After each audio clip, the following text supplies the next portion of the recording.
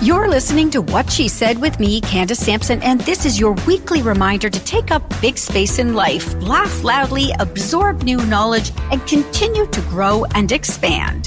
What She Said is your space for the big conversations that matter and the little joys that make life sweeter. This is where empowerment meets self-care and mansplaining has no seat at the table. So grab a coffee, get comfy, and let's jump into it because life's too short not to embrace the good stuff while we tackle the tough stuff. When it comes to managing our money, most of us were never told we had a choice. You turned 18, you opened a bank account, and that was pretty much that. The big banks were just the way things worked. But there is an entire parallel financial system in this country that has been operating on a completely different model. One where the institution exists to serve you because you are not a customer, you're an owner. It's called a credit union and it is built on the cooperative model. That means the profits don't flow to shareholders, they flow back to members, back to communities, and back to the people the institution actually exists to serve.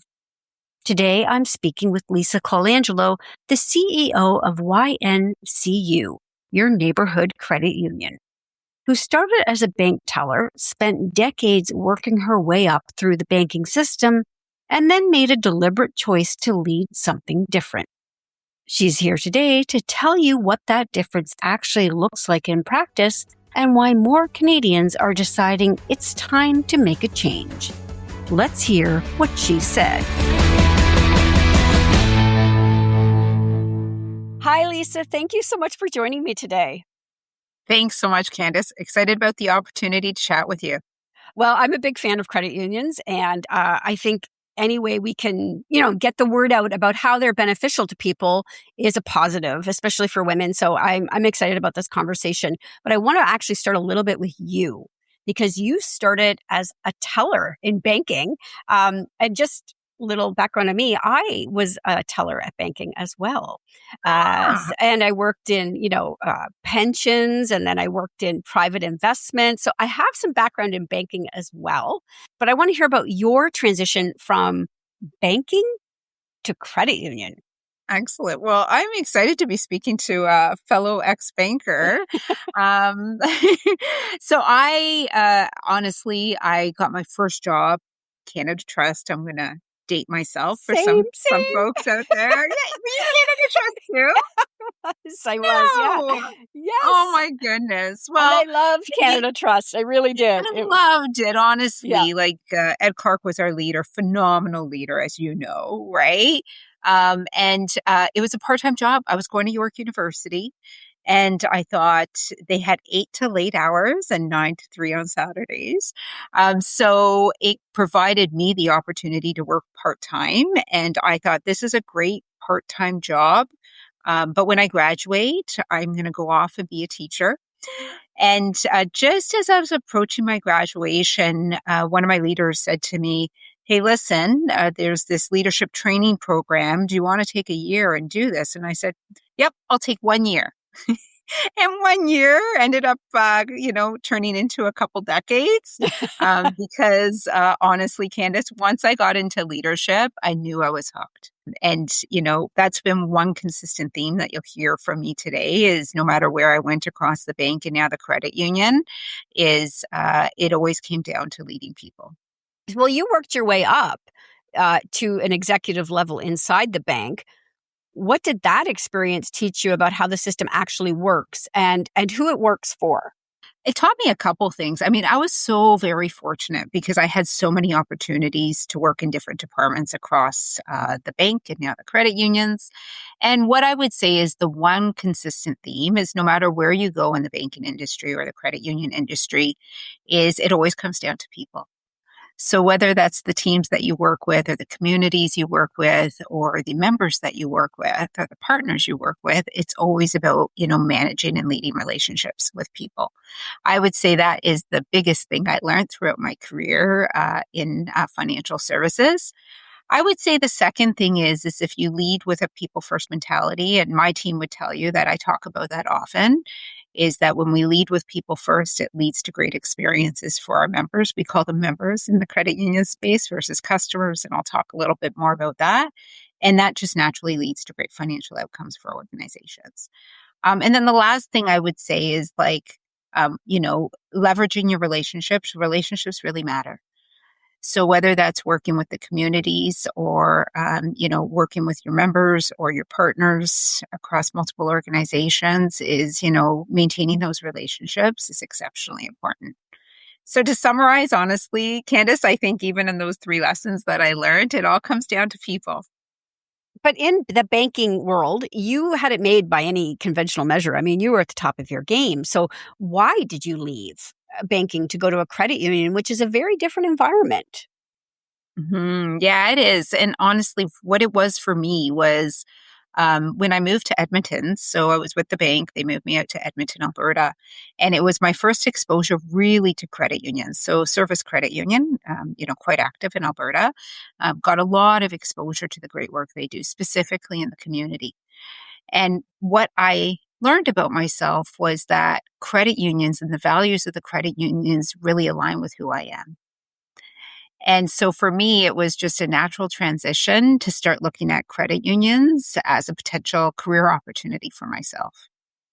Well, let's talk about credit unions a little bit more. So let's start from the beginning for people who have never thought about this at all, might think they're one and the same thing. What is a credit union and what makes it structurally different than a bank?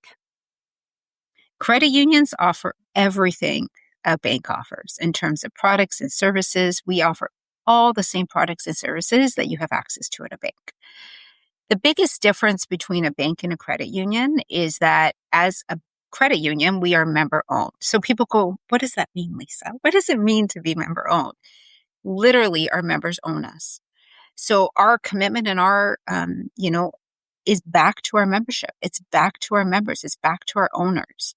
Where in a bank, they're shareholder owned, they're shareholder driven. So just structurally, you naturally make different decisions based on who your owner is. So our commitment is to ensuring that we are helping our members become financially independent. So when I think of a credit union and, or at least the way I used to think of a credit union was that it was a small sort of local mom and pop shop sort of thing. How many Ontarians are actually banking with a credit union right now? And what does the network look like if you are to switch, perhaps? It's a really good question, Candace, and it's one that I've gotten often. I would say that there's this misconception around credit unions that they are those small mom and pop shops who are immature in some ways. And what the reality is like if you take a look at YNCU, for instance, we span the province. So in terms of access to your accounts, you have full access to your accounts anywhere from Sault Ste. Marie, Timmins, Kitchener, Waterloo, Ottawa, Toronto, Mississauga, like right across the province. We have locations that our members can walk into and complete their banking.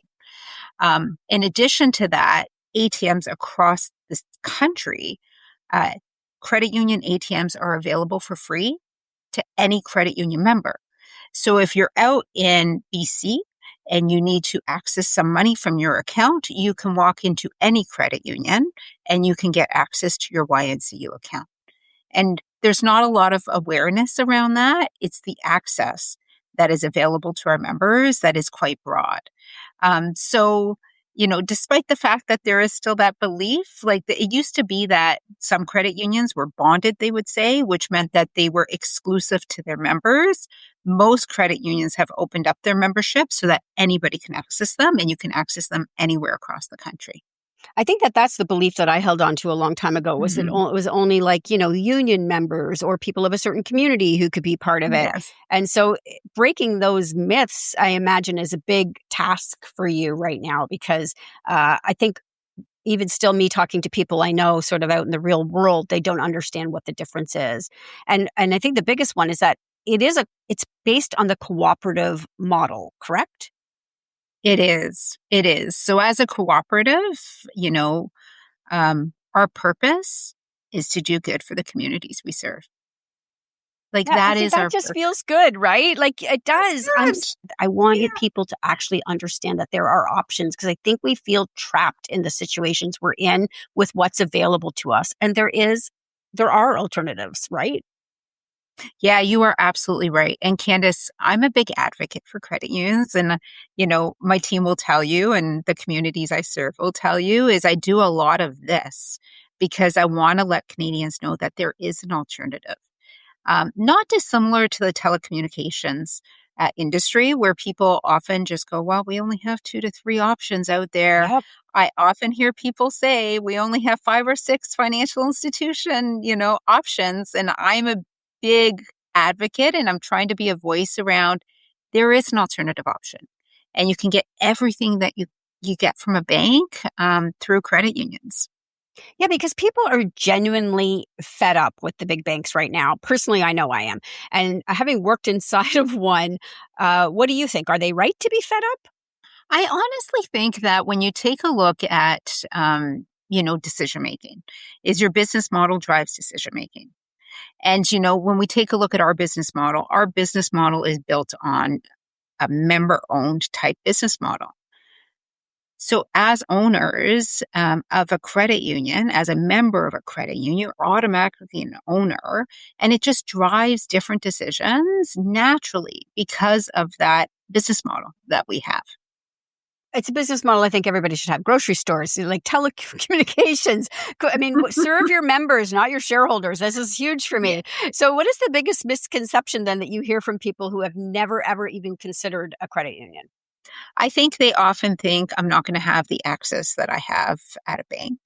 I'm not going to have the digital capabilities that, I may have at a bank.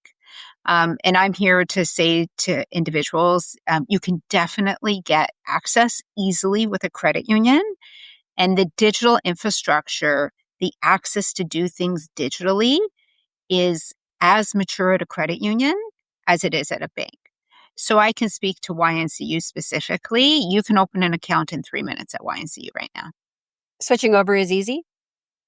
Switching over is exceptionally easy, and we do whatever it takes in order to make it easy for our members.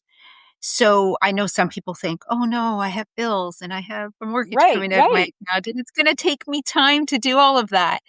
We actually in the fall are introducing a program called Click Switch, which literally in one click you'll be able to work with our teams to get everything transferred over seamlessly. So you do have options, and we will make it very easy to move your, banking over to a credit union. So I think one of the worries, though, is that a credit union might not be as stable or as capable as a bank. And, that's false. I know that's false.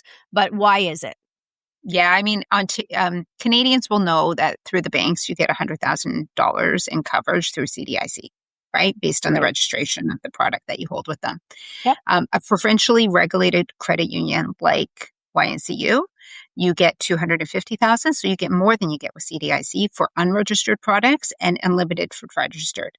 So you actually have more security available to you through a provincial credit union like YNCU than you may feel you have under the federal banks, which is, like I said, 100,000 versus 250 with a credit union.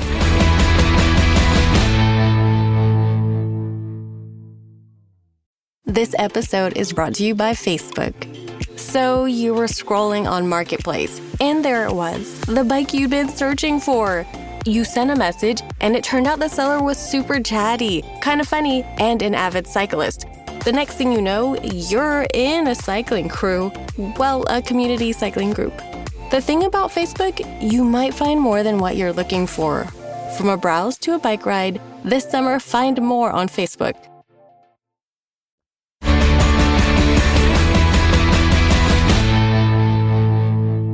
Something a lot of people might think about is investments. Like how do investments work? Are there ETFs? Do you follow the same trading practices that the big banks would? Is it more ethical? Yeah, so we have at YNCU, for instance, I'll just use YNCU because that one's closest to me, but I Of know course, yes. most and all credit unions offer the same type of investment options. We have a wealth team. We have a very talented and capable wealth team that offers all of the wealth products, including, complex insurance conversations around life insurance, disability insurance. So all of that is covered within the credit unions as well.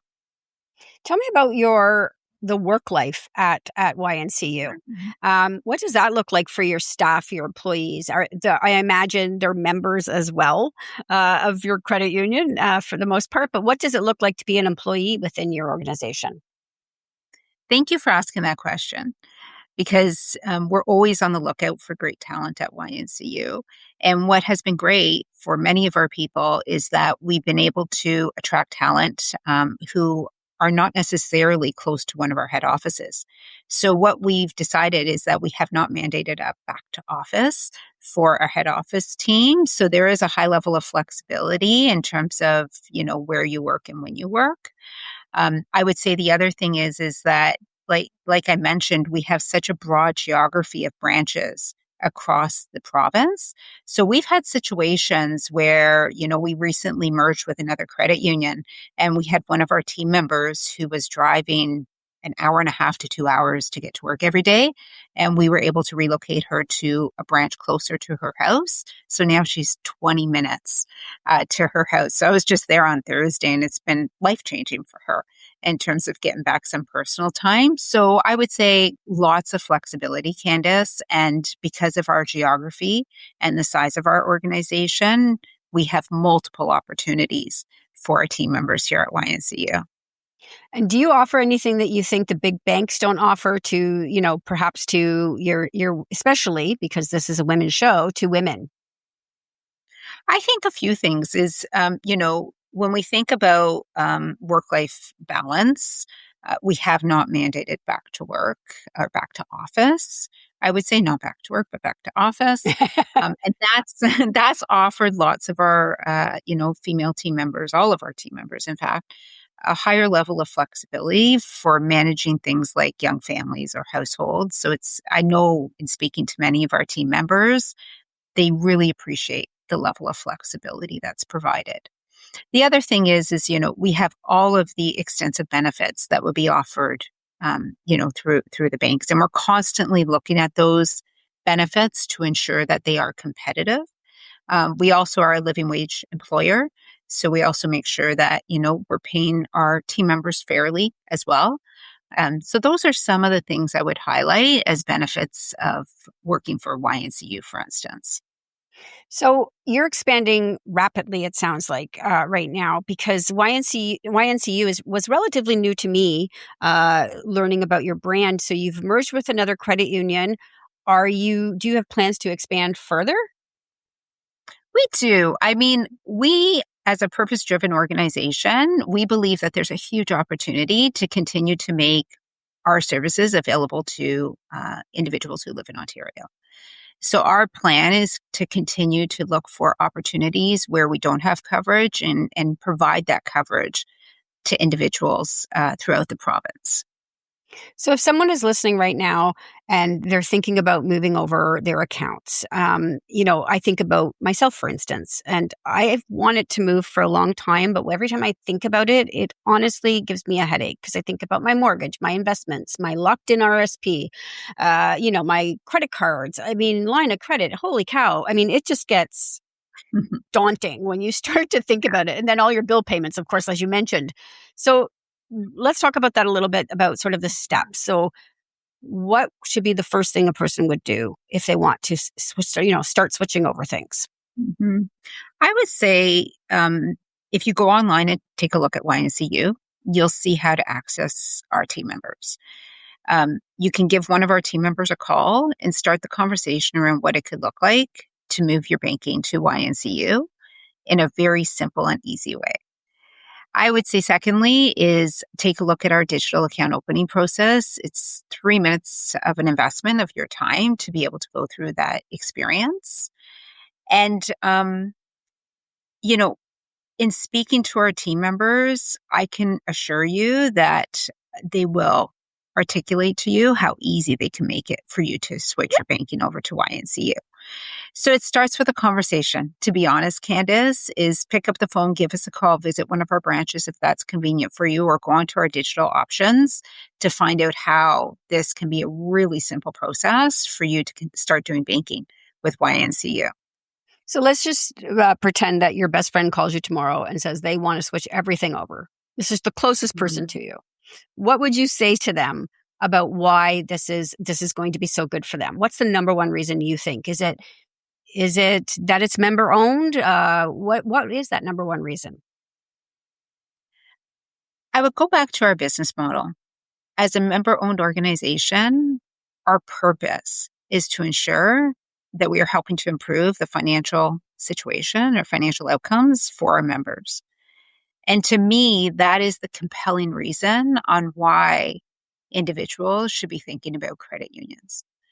The banks do a lot of things well. I mean, I spent a couple decades at the banks. I'm certainly not saying that the banks don't deliver on that. But because of our business model, we can authentically demonstrate and tell our members that we care about them and the financial health of them and their families. I think that is the biggest difference, Candace. And that's what drew me to credit unions, is that authentic care, not only for our members, but for the communities we serve. You will see us out and about and doing a lot of great work to give back to the communities we serve. Our profits, a portion of that, go back to our members in terms of we do pay out a portion of our profit to our members every year. And we also give a portion of that profit to the communities we serve. We invest it back in the communities we serve. So I would say that's the biggest difference that I would tell, and I have told, my closest friends when they're considering transferring over to a credit union. I talk about the purpose, the authentic purpose that we have here at YNCU. I think the thing that bothers me about the banks and a lot of big businesses, and I mean, I'm not trying to make anybody a villain here, although I think a little bit there's some of that in there, is that we're always serving the shareholder. It's continual growth at any cost. So how does that work for you? It's a balance. I mean, we still need to remain financially thriving. That is the responsible thing to do for our owners, our members, is we do need to remain financially thriving, or else we're not going to be able to do the great work that we do for our communities and for our members. We're not going to be able to give them a dividend at the end of the year. So, but that is not our primary focus. Our primary focus is doing good for our members and the communities we serve. That is our primary focus. But in order to do that, we need to have a good financially sound organization. So I want to be fair to both sides here. Is there are there situations where a credit union may not be a fit? Maybe business owners, or I don't know. I'm trying to think of other examples where it might not be a fit. But does that exist where it's maybe not the best idea? I honestly, and I've been reflecting on this as well, is there is not a community that we're not able to serve in a credit union. I mean it when I say that we offer everything that the banks offer in terms of products and services, and even unique experiences to unique segments. I mean, one of the things that we were able to achieve through the merger that we recently did, Candace, was the Comtech Fire was the name of the organization that merged into YNCU recently. Their big focus was on firefighters, for instance. That's one of the segments. There were others, but that's one of the segments. So we're able to offer unique experiences. And through the merger, we've been able to enhance those experiences for segments like that. Lots of firefighters, for instance, also own small businesses on the side. So now we're thinking about how do we create unique experiences to help them manage their small business that they hold on the side. So to your question, there's no segment that we're not able to deliver great experiences for, that the banks also deliver experiences for. So you run a financial institution. You're clearly a woman, what she said after all. So what do you see women getting wrong or leaving on the table when it comes to their banking choices? Over the next 10 years, we're going to have trillions of dollars that get transferred into the hands of women. And what we talk to our female members about quite often is making sure that they're involved in the financial decisions of their households.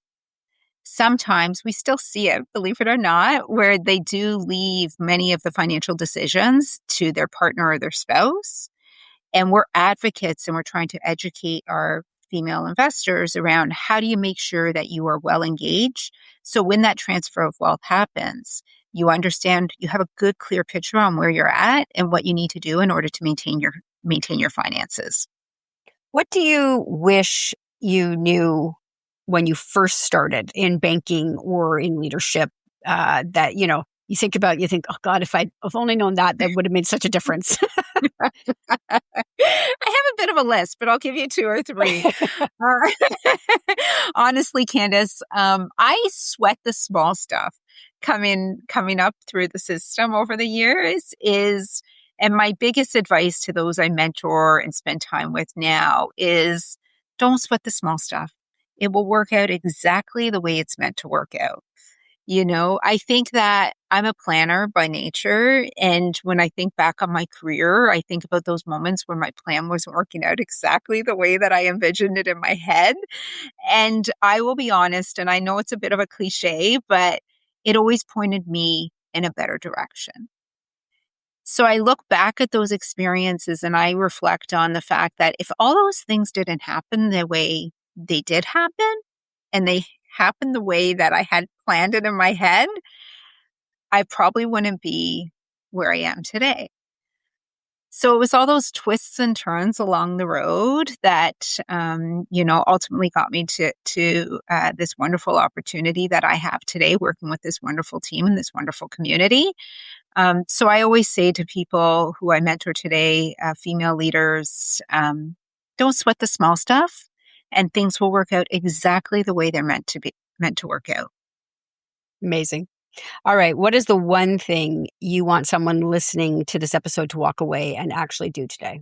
I want them to go onto our website, take a look at the products and services that we offer at YNCU or any credit union, and know that there is an alternative and look into that alternative.